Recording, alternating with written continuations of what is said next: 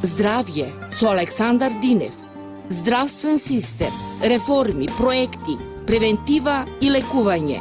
Медицина базирана на докази. Водич за здрав начин на исхрана. Ало докторе, во ваш термин. Вторник од 11 до 12 часот. На Радио Слободна Македонија. Емисија Здравје. Почитувани слушатели, добар ден, јас сум Александар Динев, а вие во овој термин ја следите емисијата Здравје на Радио Слободна Македонија. Како што е концептот на емисијата, на почетокот одиме со најактуелните настани од областа на здравството кои се случија изминатата недела.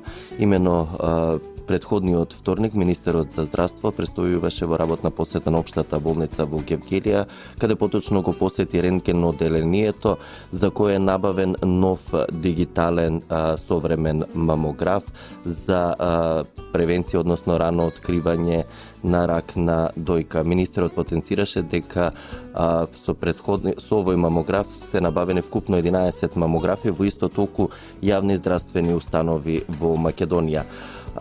Имено во саботата председателот на ВМРО ДПМН Никола Груевски најави од Куманово дека се планира набавка на дополнителни 3 нови мамографи, од кои еден ќе биде за општата болница во Куманово, еден за болницата во Крива Паланка и еден мамограф ќе биде инсталиран во болницата во Битола.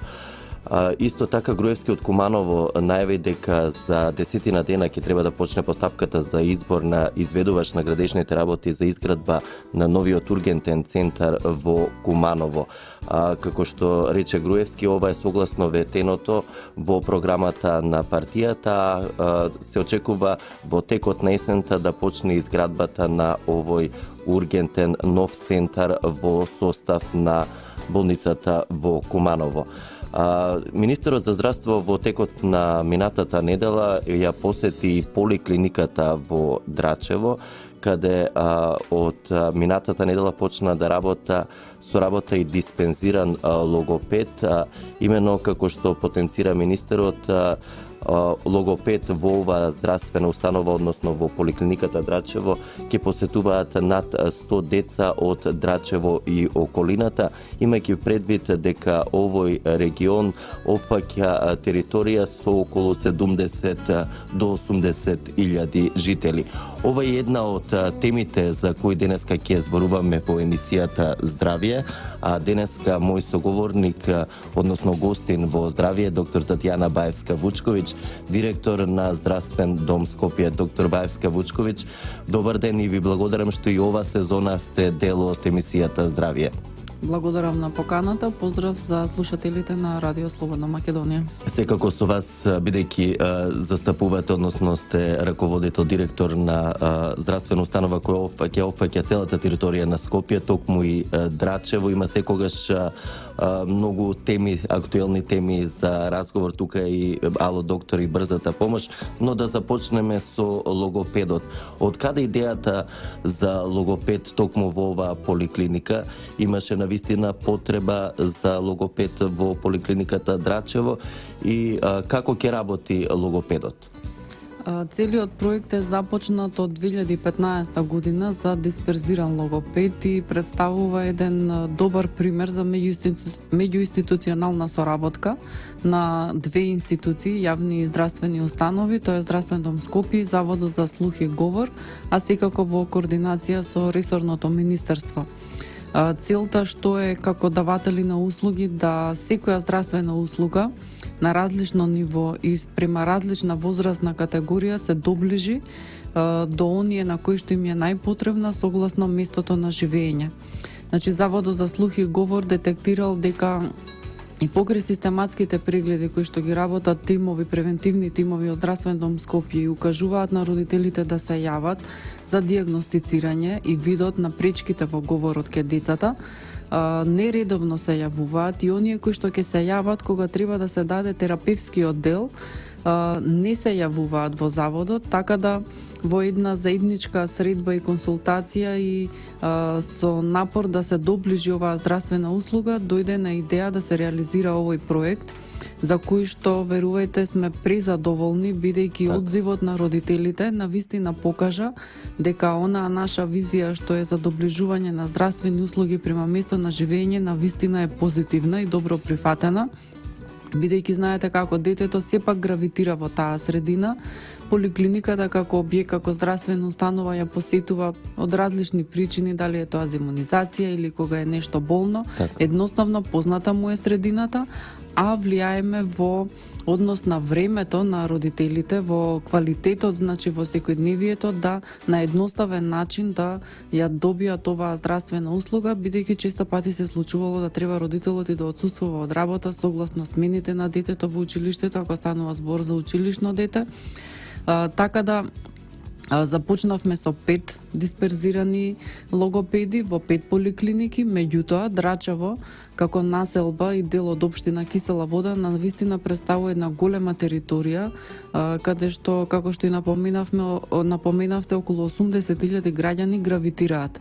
Согласно тоа, значи од 2012 година наваму, интензивно се работи на зајакнување на капацитетите, за зајакнување на ресурсите, кадрови ресурси во однос на делот на специјалистичките служби, бидејќи навистина успеваме сите овие специјалистички служби да ги доближиме до местото на живење. Тоа е вашата цел всушност. Да, бидејќи претходно патуваа до Јане Сандански или до некоја друга поликлиника и едноставно влијае на квалитетот на животот. Бројките кои што ги имаме од услугите кои што се во оваа поликлиника навистина се репрезентативни бројки. Во таа насока и на барање на група на родители во месец јули дојде барање до здравствен дом Скопје за отварање на дисперзиран логопед и во оваа населба, бидејќи знаете како родителите на средби си разменуваат искуства и така натаму, едноставно се побара да еве и оваа услуга се доближи, бидејќи тие идеа претходно во Јане Сандански.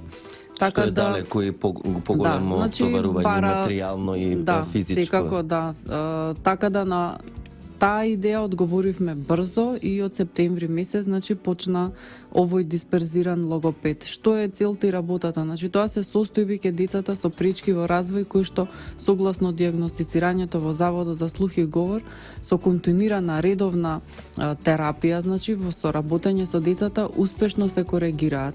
Се почесто ги има, затоа се работат анализи зошто го има тоа се почесто, која е причината, меѓутоа сметаме дека на овој начин се отвараат родителите и се охрабруваат за оваа состојба, бидејќи како што искуството кажува од минатото, се уште постои некоја стигматизација дека како пречка во говор родителите се плашат да не има така, некој... впрочем, живееме и на такво поднебие со балкански така, менталитет. Меѓутоа, со доближувањето, значи, на оваа услуга и на овој начин, навистина се охрабруваат и колегите што се од Заводот за слух и говор се презадоволни, бидејќи во интерес на сите, а пред се на децата, да со соодветна дијагноза, со соодветен третман, да има добра и успешна корекција за иднината на детето.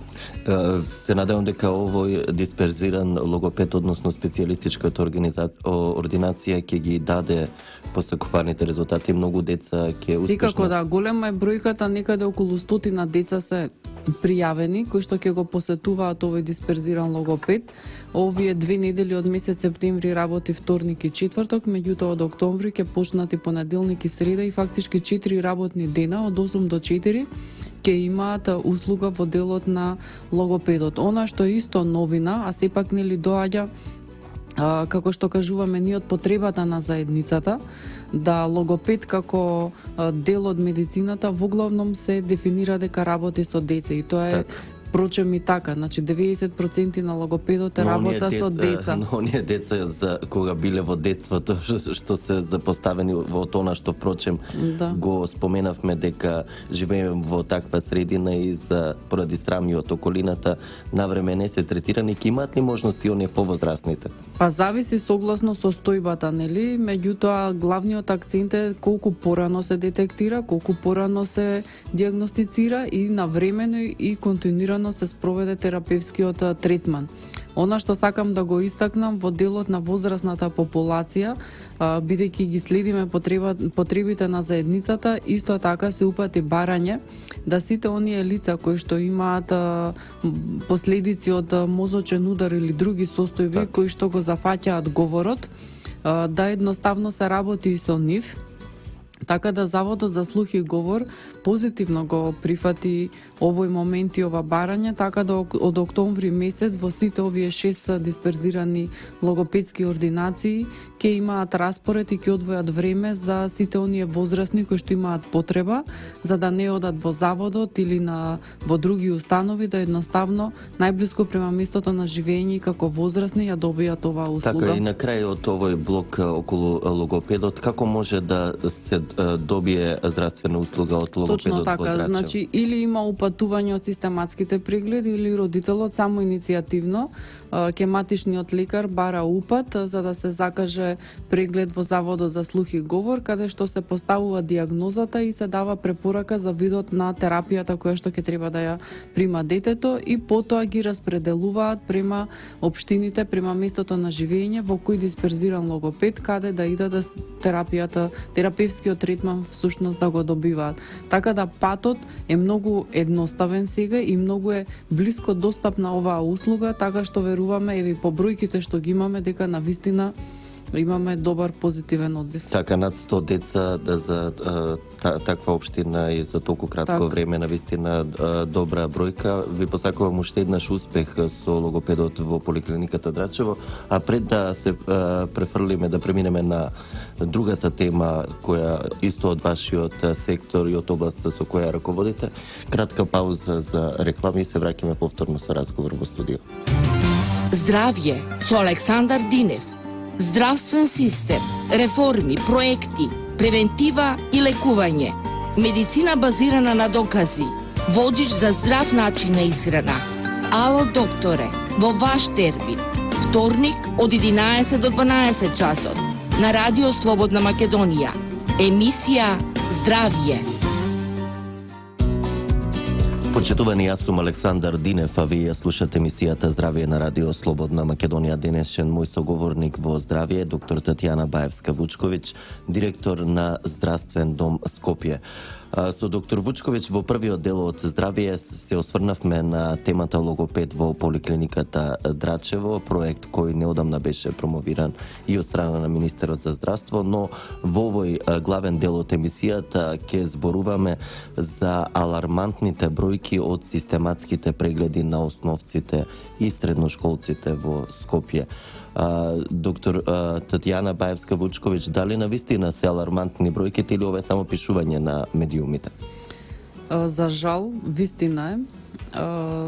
Превентивните тимови кои што се дел од превентивната здравствена заштита во Здравствен дом Скопје, кои што сме единствени во системот за давање на здравствена услуга за реализирање на редовни задолжителни систематски прегледи, кои што се уредени според правилникот и работата и описот на превентивните тимови од здравствените домови. Здравствен дом Скопје опфаќа 17 општини на територија на град Скопје, 10 градски и 7 приградски.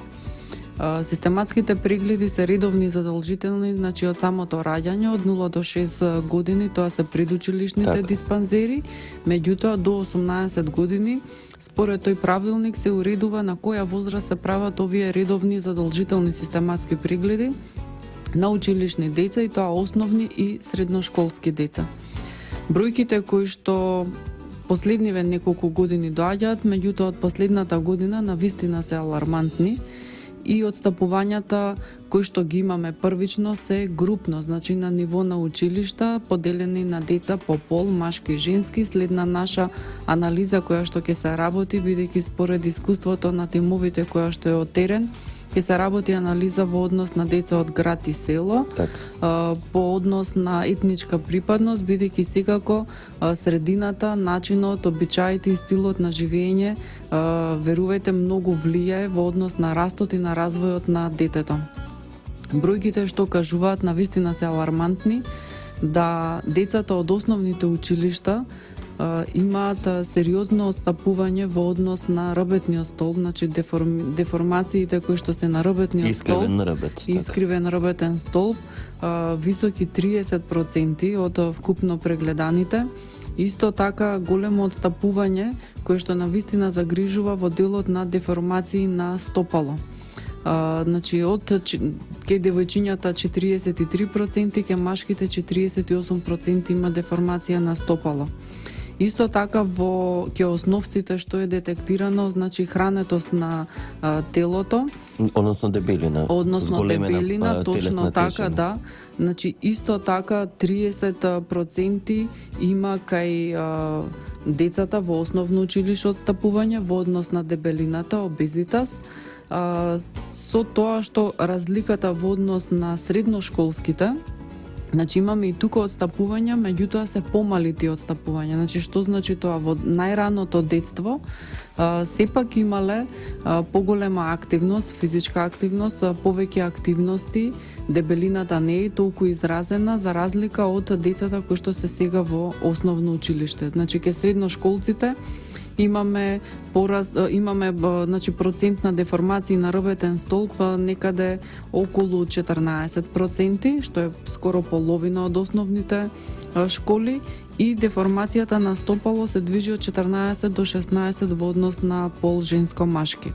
Исто така во однос на дебелината помале процентот, значи од 14% кај девојчиња до 16 кај машките, меѓутоа сепак и овие податоци загрижуваат, бидејќи средношколците веќе се оформени, значи тие се веќе растот завршен, посебно ќе оние во четврта година што се точно така, да, значи телото е веќе формирано, меѓутоа треба и тука да се работи во однос нели на понатаму движење на телото, држење на телото. Значи сите овие податоци како нели здравствени работници и со искуство на терен укажуваат дека децата седат, дека децата се неактивни. Така, тоа ми беше и моето прашање како педијатар, значи каде ја гледате причината? Со стилот на живење, со секојдневието, со примерот од родителите, значи детето гледа, перцепира и учи од својот родител, од средината каде што значи гравитира и едноставно така ги стекнува животните навики, животниот стил. Сето ова значи укажува дека децата не се движат, дека децата се статични, нема активност. Вие ретко може да забележите деца да играат надвор, значи лулашките во главном се празни, тие седат на клупа со своите телефони во рака и така и комуницираат. За жал тоа е реална слика секаде во дебелината исто е одраз значи на физичка неактивност, меѓутоа и веројатно лош стил на исхрана, каде што се користи сув вид на исхрана, брза исхрана, така да недоволен внес на течност, или ако тие течности се внесуваат, се оние засладени за шекерени течности едноставно, така да сите тие параметри го кажуваат она што ние го детектираме на систематските прегледи. Но од друга страна може да се заклучи дека и недоволната физичка активност во смисол на физичкото воспитување како предмет во основните и средните училишта, бидејќи има чести случаи каде физичкото се заменува со теоретска настава, односно децава не влегуваат во сала, ниту имаат некаква активност за тој час предвиден за физичко. Дали ова ја наметнува потребата за навистина редовен час по физичко воспитување или плюс уште еден час, бидејќи сега чинам има по 2 часа неделно физичко Точно воспитување. Така, знаете како, значи пред се ви како педијатар, децата се нашата иднина, значи здравото детство вродува здрава младост и здрава иднина. Так. Значи се доаѓа од детството кога детето расте и се оформува. Од една страна е значи здравиот животен стил за она што треба детето како здрава индивидуа да израсне, меѓутоа се и навиките кои што ги стекнува. Секако дека сето ова захтева меѓуинституционални соработки и ревидирање на сето она кое што допринесува, бидејќи верувајте бројките секоја година се во подем. Так. Значи мора да се превземат активности кои што значи училиштата да го почитуваат часот за физичко воспитување, каде што треба децата да се истрчаат, да вежбаат, да бидат извадени доколку се условите временски погодни надвор да бидат за тој час на физичко меѓутоа стилот на хранење, редовните, оние секојдневни што се навики обврски, секако треба да едноставно и од родителите и од заедницата да влија, да едноставно овој стил на живење се промени кај децата, бидејќи ако еден основец каде што во систематски преглед се прави во второ оделение, во седмо оделение, ме разбирате, тие веќе од седмо и осмо оделение влегуваат во пубертет, каде што имаат други промени на телото, на организмот, така да доколку не се превенира на време, значи ќе се влоши состојбата уште повеќе. Овие состојби сега кои што навидум можеби и не ги загрижуваат родителите, меѓутоа прават лоша услуга на децата, бидејќи понатака во животот ќе имаат последици. Сето тоа може да доведе до сколиози и останати сериозни заболувања кога станува сите овие состојби понатака во животот водат до хронични заболувања кои што бараат некои доживотни терапевски третмани. Затоа е потребно влијаат на квалитетот на животот. Превенција, бидејќи ги имате бројките, се надевам дека и вие ќе алармирате и дека надлежните министерства ќе превземат мерки ова состојба да се подобри, бидејќи се работи за нашата иднина, за нашите млади поколенија. Ќе одиме со една кратка пауза, па ќе се вратиме повторно со нова тема од областа на здравствен дом Скопје. Здравје со Александар Динев. Здравствен систем, реформи, проекти, превентива и лекување. Медицина базирана на докази. Водич за здрав начин на исхрана. Ало докторе, во ваш термин. Вторник од 11 до 12 часот на Радио Слободна Македонија. Емисија Здравје. Почитувани слушатели, вие сте со емисијата Здравје, јас сум Александар Динев, а денеска мој соговорник е доктор Татјана Баевска-Вучковиќ, директор на Здравствен дом Скопје. Со доктор Вучковиќ, за подсетување за оние кои подоцна се вклучија во следењето на емисијата Здравје, во првиот дел зборувавме за диспрезираниот логопед, новата специјалност во поликлиниката Драчево. Се осврнавме и на алармантните бројки од систематските прегледи, задолжителните систематски прегледи за основците и средношколците кои се изведуваат во здравствените установи во состав на Здравствен дом Скопје. А сега како наредна тема ќе отвориме Ало докторе, неодамна по-конкретно на 15 месецот, чинам докторка, 2 години постоење на Ало докторе. Ги даде ли посакуваните резултати ова телефонска линија за совети и симптоматска терапија? Што покажува статистиката?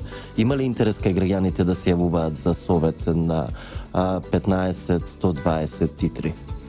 Точно така, значи ако на 15 септември кажавме дека 113.000 граѓани се обратиле, за само 10 на дена бројката е 115.000. Значи секојдневно расте бројката. Навидум еден проект кој што представува многу едноставна алатка во здравствениот систем, меѓутоа како здравствена услуга многу корисна, бидејќи искуството кажува, Америка и други европски развиени држави имаат вакви повикувачки броеви каде што професионален, значи совет се добива, медицински совет од професионалци во тек на 24 часа.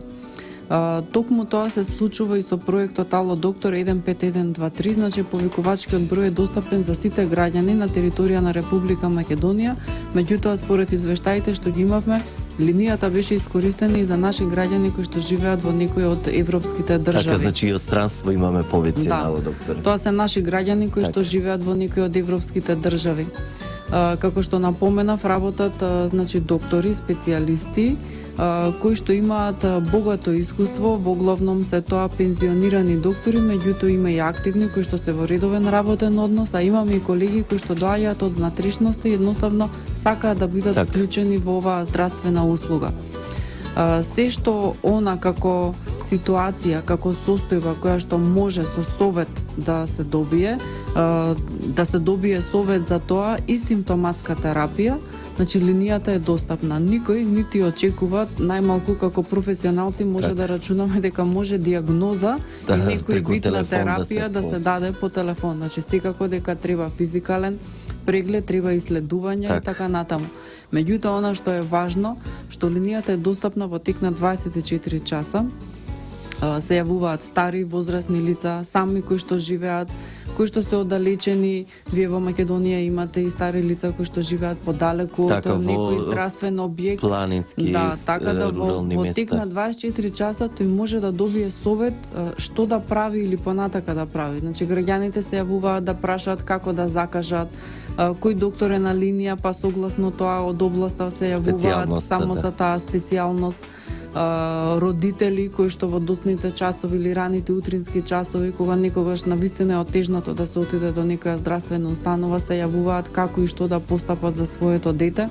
И исто така многу интересен податок е што имаме млади кои што се јавуваат, деца во пубертет и адолесценција, посебно во ноќните часови кога така некогаш малце ќе прекорачат со внес на алкохол, па едноставно нели тоа е нормална реакција да се срамат или се плашат да отидат дома од родителите, така да ја користат линијата и сето ова покажува дека навистина сме успеали, сме допреле до секого да во тек на 24 часа да може да добие медицински совет и симптоматска терапија. Но од друга страна, според оние податоци кои ги презентиравте, значително е растеретен на линијата и на брзата помош. Значи без потреба не се јавуваат и не ја држат линијата на итната медицинска помош. Предало докторе, значи 194 беше единствен број кој што беше достапен за граѓаните во Република Македонија. Јас сега можам за Скопје да кажам, значи Скопје е навистина голема територија со голема населеност, меѓутоа сега 30% 194 е растеретен, значи од сите овие повици. Двата повикувачки броја технички се поврзани, значи може да има и пренасочување на повикот, како сметаат колегите. Меѓутоа во делот на она што нас ни е важно, значи оваа линија е 30% растеретена и едноставно е подостапна за сите оние граѓани кога навистина станува збор за итната помош дека треба да даде интервенција. Исто така што бележува во овој период зашто најчесто бараат совет? Значи согласно годишните времиња, согласно периодот, значи во летото се јавува за високите температури. Сега, значи во овие 10 дена и минатата недела кога што давам извештај секој понеделник, интензивните јавувања се за сезонските настимки, бидејќи навистина температурите отстапуваат во однос на утрински, попладневи, имаме доста, значи настимки се јавуваат, така да само за една недела били 1420 повици и сето тоа укажува дека граѓаните навистина овој број рационално и максимално го користат. Така, да се надеваме дека се уште ќе биде во функција на граѓаните долг временски период. Секако, да. Така, дури вие во одбележување на 2 годишниот јубилеј споменавте дека живот е спасен со помош на овој број. Имавме и таков пример за еден граѓанин од Источна Македонија кој што планинарел со другарот, беше каснат од змија и другарот негов го искористи повикувачкиот број да се јави нало докторе, да добие соодветен совет како да постапи со својот пријател до пристигнување на најблиска здравствена установа каде што се дава соодветен серум и едноставно се спаси живот. Истиот тој потоа се јави да се заблагодари дека доколку не бил бројот навистина во една такова ситуација и момент или паника, страв, а времето може да биде драгоцено, да се изгуби, едноставно да има и некоја друга последица. Така негативни последици. Не да бројни се други примери, каде што се јавуваат граѓаните и потоа се јавуваат да се заблагодарат. Така, тоа е хуманиот човечкиот гест, доблеста да се заблагодари. На самиот крај од емисијата за уште една актуелна тема, исто од ресорот кој го застапувате вие, односно впрочем сте и педијатар. Една година пред непол месец беше одбележена од воведувањето на поливалентните вакцини во Република Македонија. Ја вратија ли довербата поливалентните вакцини на родителите со оглед на фактот дека процентот на имунизација почна постепено да паѓа од година во година како резултат на антивакциналните кампањи? Дали со поливалентните вакцини се зголемува процентот? Што покажува статистиката? Токму така, на 1 септември се одбележа една година од воведување на поливалентните вакцини во Република Македонија, кои што се редовно по календар и се задолжителни. Од 1 август минатата година започнаа 6-валентните, а од 1 септември минатата година 5-валентните вакцини. Значи за сите живородени деца, меѓутоа и оние кои што веќе имаа започнато по старата програма, до првата ревакцина продолжуваат со поливалентните вакцини. Она што како податок нас ни е многу важно како служби кои што ја даваме оваа здравствена услуга, меѓутоа и вие како што кажавте како педијатар, бидејќи сум дел од тој систем. Така. Во оваа година, значи во 2016 година, немаме родител кој што одбил да прими вакцина неговото дете во однос на започнување на примовакцината, тоа е вакцинирање со поливалентните вакцини.